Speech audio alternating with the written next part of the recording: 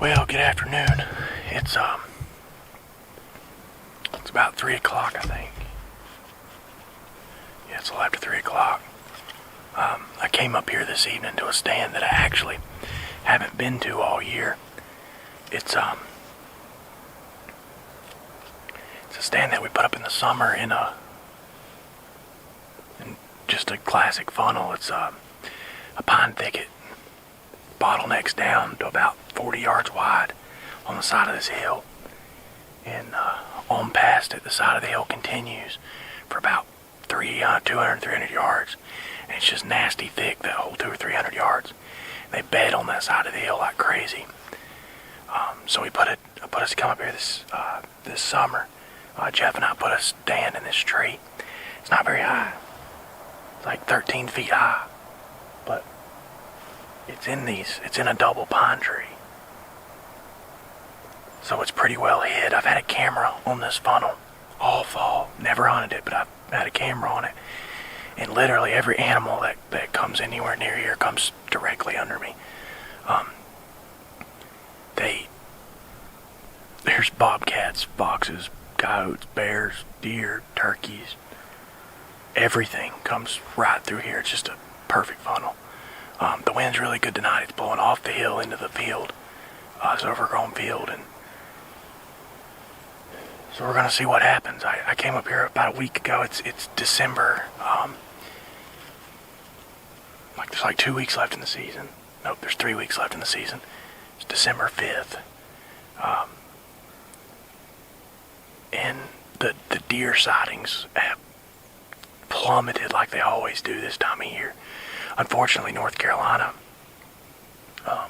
they have a really long gun season, and it's legal to bait. So there's, only on this particular property, there's a bait pile on at least 2 property lines that I know of, like on the line. So this time of year, you don't really have too much option. So I came up here and threw out some corn in the funnel, hoping that they'll bed here and not somewhere else, more than anything, but also to slow them down walking through here. So we'll see what happens.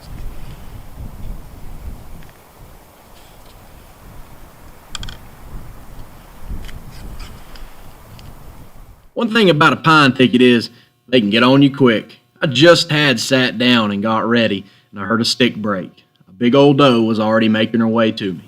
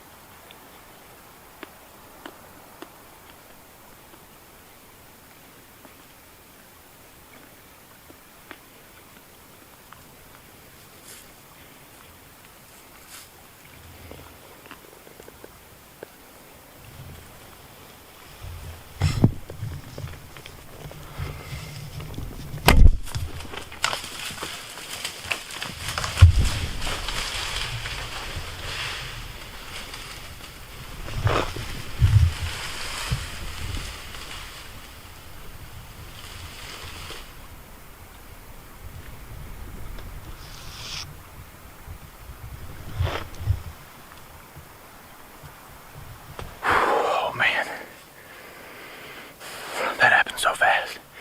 I was sitting here basically twiddling my thumbs, and I kept thinking I heard something up on the hill.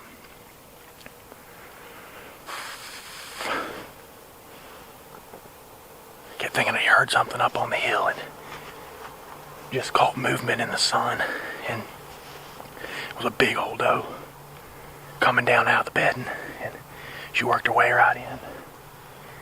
Gosh, like a 5-yard shot, too close, really.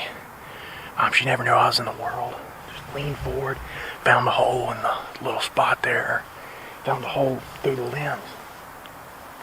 I think I absolutely nailed her. I was holding low because I thought she'd drop a little bit, but I don't think at 5 yards she had time to drop. At this angle, I'm so close to her. So I hit her low, but she tore off through here, was running through all kinds of stuff. Pretty sure I heard her crash in the bottom.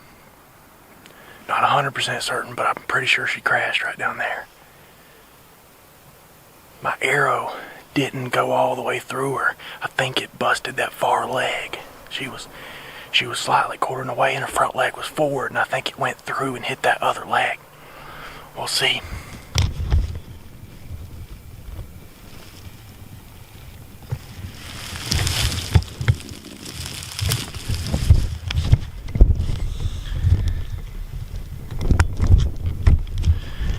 Alright, so where she jumped, where she landed, there's a big splat of blood with bubbles all in it, so I'm gonna go ahead and take up the trail at that angle. I had to have gotten both lungs. Yeah, it's always a good sign. It's exciting. Whenever I lose this jittery feeling that's in my gut right now over a doe, I'm gonna quit, because that's what it's all about. See if we can find her.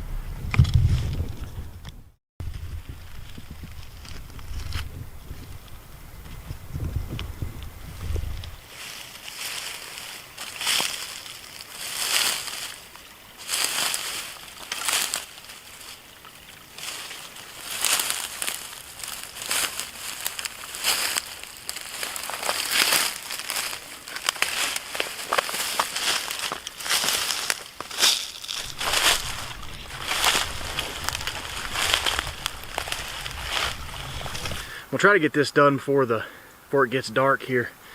Doe, like I thought, the shot was absolutely perfect. It was tight to the shoulder. It came out right in the front of her chest, between both legs. She sprayed the blood from the time her feet hit the ground, and so that's always what you're looking for. She was dead. I have to look back at the camera, but I guarantee you she was dead less than 5 seconds from when the arrow hit her. And that's always what you go for. She didn't make it probably 40 yards, I would think. 45, maybe 50 yards at the most from the stand. I can see the stand now. It's actually one of the bigger does I've ever killed. She is massive. It doesn't look like it because the camera is uphill from her and it's a little farther back. But you can tell from her head, she is huge. Gonna provide a lot of meat. Proud to get her. Proud to have some luck, and yeah, tickled to death. This bow hunting stuff's addictive, man. It's the third deer I've taken with my Omega Spirit. I absolutely love that bow. Hard shooting bow, very hard shooting bow. The shot was tight behind the shoulder. It busted through the front of the other shoulder and came out right in front of it. At 43 pounds, I'm tickled with a bow that can do that. This little bow shoots hard for sure. I took it with a Black Eagle Instinct arrow and a Grizzly Bruin head. As you saw, it was the red carpet treatment for sure on the blood trail. So anyways, let's get her taken care of and head to the house. You like what you see? Get down there and hit that subscribe button. You can find us also on Instagram and Facebook at the Stickboys.